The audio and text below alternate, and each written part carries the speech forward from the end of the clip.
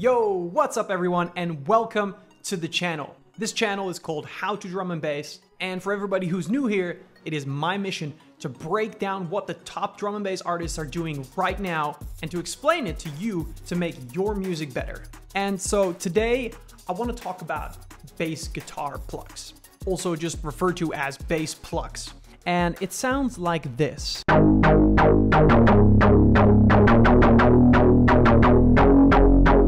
And it is a sound that is very prevalent in a lot of the newer drum and bass of the last 10 years.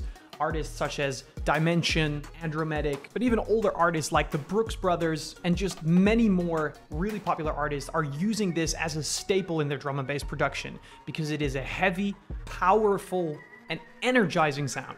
So specifically, the sound that we're going to talk about today is inspired by the artist Dimension.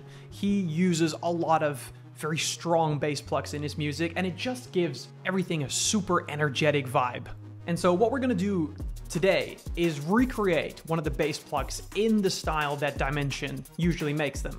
Or at least we're gonna try and get as close as possible. And just to make a quick shout out, this video was also inspired by another video from YouTuber Stranger, who by the way is super awesome for any content about learning drum and bass, so definitely go check him out. He made this video where he reproduced the lead of Dimension's Desire, and at the end of the video, he showcases the sound, but he puts this Dimension style bass pluck sound under it, and of course, he doesn't explain how to make it, and that just got my brain going, and I knew that I wanted to make something like that and share it with you guys because it's a beautiful sound. All right, so what you're seeing in front of you right now is the Serum patch that I made for this particular bass pluck that we're going to talk about today. And it sounds like this.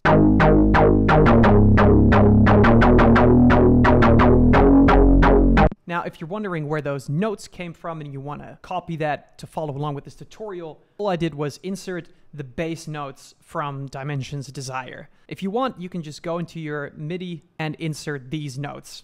You can just pause the video and copy them for a second.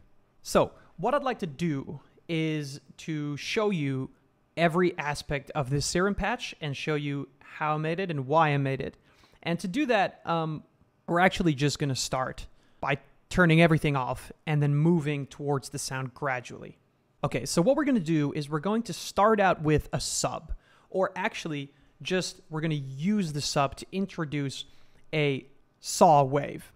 Now, normally you would use this to use that saw wave as the sub, so at a lower octave. But what we're going to do actually is we're going to just use it as an oscillator because essentially the sub is just another oscillator, but then without all of the other options. And that's what we want. I'll explain later why, but that's what we want. So we're just going to pick a saw, and you know, we're going to keep the level pretty much the same, but we're going to do +1 octave so that it sounds like this. Nothing special, right? But this is the bass sound. And so the next thing that we want to do is we want to introduce another oscillator. I actually want to introduce another saw wave. But what we're going to do is we want to juice up the tonality of this sound. And so what happens a lot with basses in popular music is that you add another oscillator, but then 7 semitones away from what is called your root note. So what is in essence this, whatever note this oscillator, this sub right now is playing at. And so that's what we're going to do. We're going to introduce oscillator B, and we're going to go -7 semitones. And that means that we're getting what is called a perfect fifth. Now, if you don't know about perfect fifths, you should 100% go look up Andrew Huang's video about perfect fifths. But if you just want to know quickly, the perfect fifth is always 7 semitones up from a particular note, and the sound waves mathematically align, and that makes it sound very pleasurable for the brain. And I'll show you what I mean. So just the sub by itself is this. But when I add that perfect fifth, we get this. See, that just sounds a lot nicer. It's probably worth noting that I also added 5 unison, but otherwise we did nothing else. So what's next? Let's talk just a small hygiene thing. In the envelope, I want to have envelope 1, which controls the volume. I just want it to have a little bit of release so that when the last note plays, it doesn't just stop abruptly. So you can change that here with the release setting. However, then, to make things sound more like a pluck, what we want to do is we want to introduce a filter. Now, why do we want to do this? Because when you pluck an actual guitar, the sound changes over time. When you think about pulling the string and letting it go, what it makes a sound like bow, and what you can hear in that sound bow is that the frequencies change. So actually, at one point during that sound, you have a lot of high frequency, but at another part of the sound, you don't. It's like a sweep of frequencies. And so we're going to achieve that with the filter. So I just picked an MG Low 12, and make sure to activate this for every single oscillator that we're going to use here. So oscillator A, oscillator B, and of course the sub. So what we want to do is we want to make this oscillator move in the shape of what it would feel like to pluck an actual bass guitar. And so a pluck is very quickly a very intense sound, and then it kind of fades away. And we're going to emulate that here in envelope 2. So if you go to envelope 2, you can see what I was talking about. We get a very intense beginning, and then it fades away pretty quickly. And so we're gonna build an envelope like this, and we're gonna apply that to the cutoff, right? And so what that's gonna do is it's gonna let the sound move just the way that it moves in a normal bass pluck. See, that already sounds a lot more like an actual bass pluck. And so one thing that I like to do, if you think about bass guitars, the reason they sound so fat and juicy is because we apply distortion. If you've ever seen a guitar player or a bass player with some of these pedals at their feet, they're applying what is called distortion. And so we want to start already by adding some distortion, by just adding a bit of drive in this filter. That's just going to up the volume, and it's going to distort it a little bit. See, that already sounds more juicy. And so you can play around with this filter cutoff to take away more or less highs.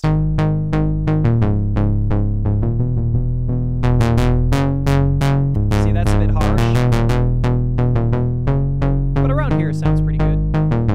All right, so the next thing that I want, and I do have to say this is optional, but I want the sound to sound less perfect. And what I mean by that is when you think about the pluck of a bass guitar, it's never a clean string. It's never a perfect motion.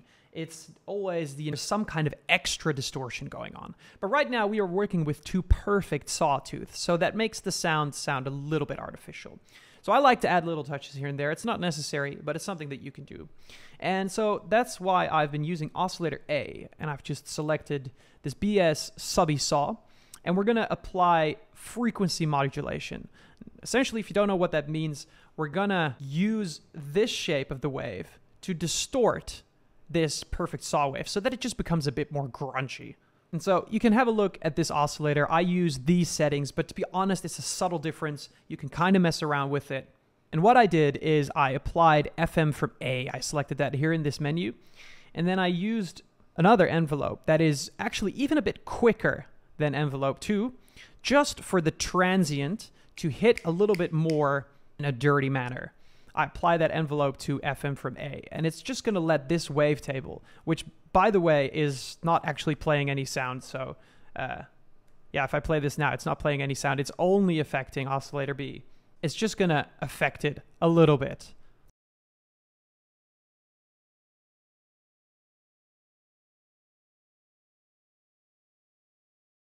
It sounds a bit more fatter. It just sounds a bit more dirty and less perfect, like an actual bass guitar. And what's nice is now it's quite subtle, but when we apply some more effects, that is going to be more pronounced. Okay, so we've got the bass sound down. Now we want to apply some effects because we want to really beef up the sound and give it some reverb and make it sound more like it was actually happening in the real world rather than in a digital synthesizer. So the first thing we're going to do, of course, is we're going to apply some distortion. Now I chose a soft clip. You can use tube. You can use any of these other options if you just mess around and look at what sounds good.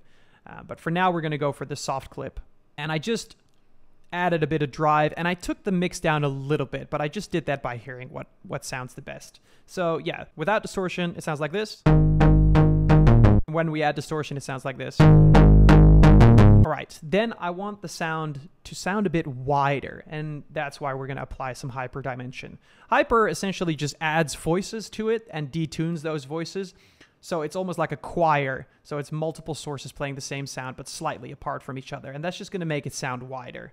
So yeah, and I also applied a little bit of dimension, which again is just to make the sound a little bit wider. All right, so next we're going to EQ some things. We're going to accentuate some frequencies. And again, the purpose of this is to make it sound like a real bass guitar. and think about that string when it's plucking and what it's doing to the sound waves.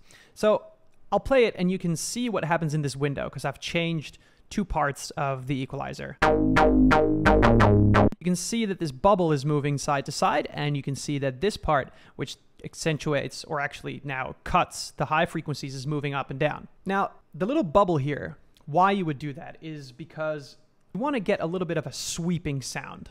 So I'll just bypass this one for now so you can only hear what this one does. So without it, it sounds like this. With it, it sounds more sweepy. Wow, wow, wow, wow. Right? It sounds more like an actual bass guitar because that string is going back and forth. And so it's kind of similar to the higher frequencies. They just appear very shortly. And so I wanted to emulate that by having them lower, so a frequency cut, and then letting it go up according to this envelope 2 here that we made. So envelope 2 is applied to both of these, by the way. And so without the sound, it sounds like this. But when I change this one to also affected, it sounds like this. It just gets a bit more temporary crunch in that top end. All right, so next, when you listen to the sound, it's kind of ticking in that upper frequencies areas, and it's a little bit unclean. So I wanted to apply a filter. I think this is optional, but what I love about the filter is that I can apply some extra drive here to make it just sound a little bit more distorted, and I can just cut some of these lower frequencies because essentially it's a bass pluck. It's not supposed to have that much higher frequencies. So what I did is I just changed the cutoff to about 3K, 2.7. I put the fat all the way up. I'm not sure that does all that much, but I feel like it added a little bit to it. And I just added a little bit of drive. And so what that gives you is this. Now it's sounding fat and juicy, right? And so the last thing that we want to do, I think, is we want to add some reverb because, you know, it needs to sound like it came from a room. That's what reverb does. So we're going to add a little bit of reverb, probably around 10%. But one thing that's very important is that you want to introduce a low cut because you don't really want the lower frequencies of this reverb to actually exist. That might cause some phasing problems later in the process of you making your track. So a decay of about 3.2 seconds. Could be shorter. It's up to you.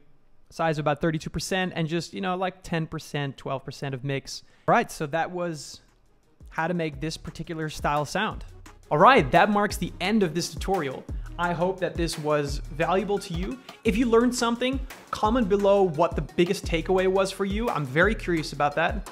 And also let me know what else you want to know, what else you want to see tutorials on, so I can pick some of those to do a next video about. Also, if this content has been valuable to you, and if you want more tutorials where we don't just show you how something's made, but we go more in depth on the techniques and how you can learn from them and tweak them to your own sound and bring them back into your own productions, rather than just copying some settings from someone, then make sure to hit the subscribe button. It really helps the channel. It helps me make more videos for you, and it just makes it possible for me to get more content out for you guys. Anyway, thank you for watching, and I hope to see you again in another video. Bass guitar plucks.